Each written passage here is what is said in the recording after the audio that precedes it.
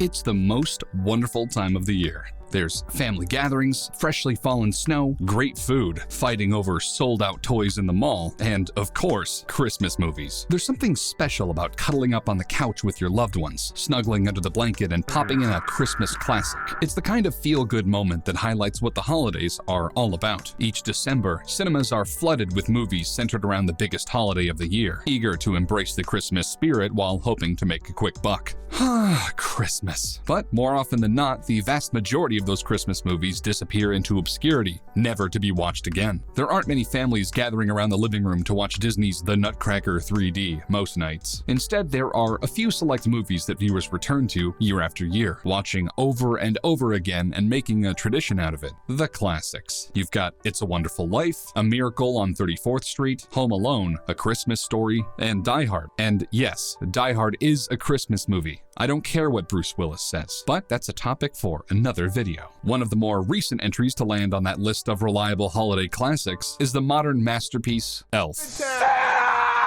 Oh my God! Released in 2003, the movie about a man-child raised in the North Pole and believing he's an elf captured audiences' hearts while making them laugh, cheer, and maybe even shed a tear. It was an unlikely success that defied the odds and stood the test of time. How did Elf accomplish what so many others before it and after it had failed? Let's take a look back at what makes Elf such a Christmas classic. To direct the film, the studio brought in a little-known filmmaker with one directorial credit to his name, Jon Favreau. Of course, he's mostly known for his involvement in the MCU these days. The filmmaker launched the Marvel Cinematic Universe with the hugely successful Iron Man in 2008, and has remained active in the franchise playing Happy Hogan. But in 2003, he had only directed the film Made. If you haven't heard of it, that's because its theatrical release was limited, and it only made around $5 million at the box office. That film, which was written by and starred Favreau, along with Vince Vaughn, followed a low-level mafia henchman and his friend as they make their way through the tangled and dangerous web of organized crime. Not exactly in line with the festive, feel-good nature of Elf. From the beginning, Jon Favreau knew what he wanted to accomplish. In a 2013 interview with Rolling Stone magazine, he said, "Our goal even then was to make a movie that could be part of that pantheon," meaning one of the classics, one of the films that beat the odds and found its way to families' television screens every holiday season. And in order to make that happen, he turned to the Christmas movie that he had grown up loving as a child, Rudolph the Red-Nosed Reindeer. When looking to make a movie that stands the test of time, there was no better inspiration. The stop-motion Rankin-based production has aired every single year since 1964 and is considered the longest continuously running Christmas special. This inspiration totally changed the nature of the film, which had originally been slightly darker and aiming for a PG-13 release, rather than the PG rating the film ended up with. Favreau sought to create a movie that families of all ages could enjoy. Favreau also insisted on using stop-motion animation in conjunction with the live-action cast, essentially melding the real world and that of the Rankin-based North Pole. It was a risky move. Stop-motion animation wasn't exactly a popular style. Sure, it's worked for projects like The Nightmare Before Christmas and Wallace and Gromit, but those weren't mixed in with live-action actors and sets. Still, Favreau had a vision, and luckily for us, he stuck to it. By creating the stop-motion magical world that Buddy grew up in, Elf captures the youthful, childlike view of Christmas, all its wonders, all its beauty. It's an escape from reality and the belief in something beyond what we see in our day-to-day lives. This creates the contrast for Buddy when he travels to New York City and is met with a world that is nothing like the one he knows. Sure, it creates plenty of opportunities for comedy. Buddy doesn't understand the basic functions of normal life in the big city. He's confused by ordinary things like traffic jams, department stores, foods that aren't sweet, and especially mall Santas. You sit on a throne of lies. But it takes more than just laughs to create a classic. For a truly special Christmas movie, you need heart, and Elf has plenty of it. Buddy is an outcast, a lovable, kind-hearted man with a childlike perspective who is stuck between two worlds, not fully belonging to either of them. He never quite fit in at the North Pole. His overbearing size and lack of relevant Christmas skill sets make him more of a liability than an asset. But having been raised by elves in a place of singing snowmen and talking narwhals, he's not able to comprehend the day-to-day workings of the big city. In a way, he's representative of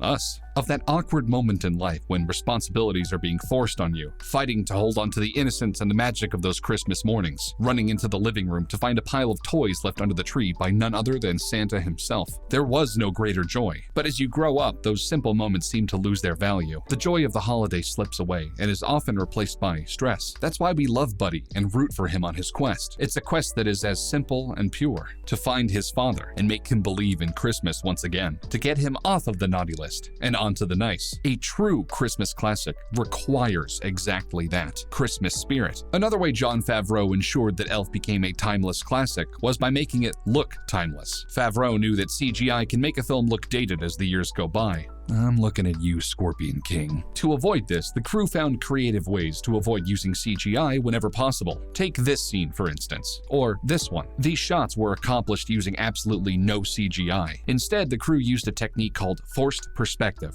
By building the set to certain dimensions and placing some actors closer to the camera than others, it creates the illusion that the characters on screen are completely different sizes. It's the same technique that Peter Jackson used when filming the Lord of the Rings films. It's difficult to pull off, but when done correctly, you get amazing imagery that makes you believe Will Ferrell is surrounded by elves much smaller than he is. And it's accomplished without CGI.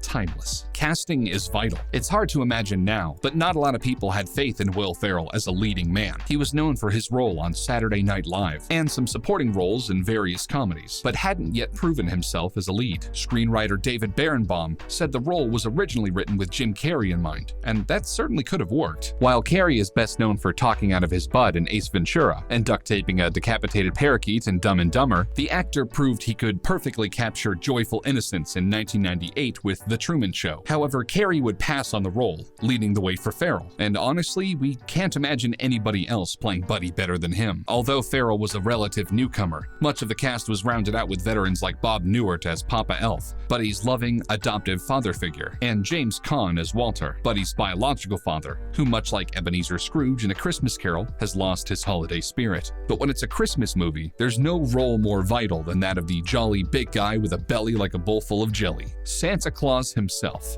For that role, they turned to none other than acting legend Ed Asner. With years of combined experience and a fresh new perspective from director Jon Favreau, the film began to take its shape. The cast and crew quickly realized they had something special, but perhaps the most important ingredient to a Christmas classic is something that can't quite be explained. It's that feeling.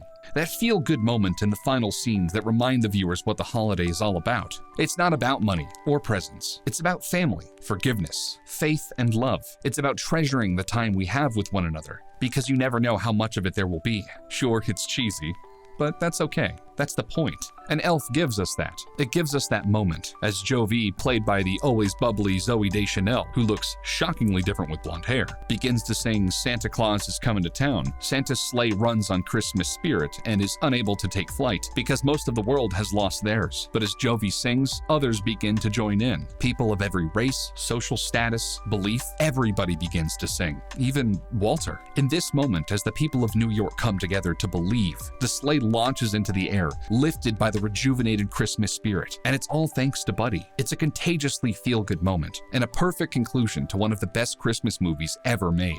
A perfect Christmas movie doesn't have to be funny. It doesn't have to have a huge budget or a star-studded cast. It needs to embrace the Christmas spirit in a way that's timeless, in a way that generations of families can relate to and enjoy. It doesn't matter if you're 10 years old or 90. Everybody can relate to the enthusiastic excitement of a child at Christmas time, and that's Buddy. That's who he is. Innocent, excited. He's an enthusiastic child in a grown man's body. And that's pretty special. Do you agree that Elf is a modern Christmas classic? And do you have any Christmas movies that you like to watch every year? Let us know in the comments. Don't forget to like, subscribe, and click the notification bell for more great content. Merry Christmas to all. And to all, a good night.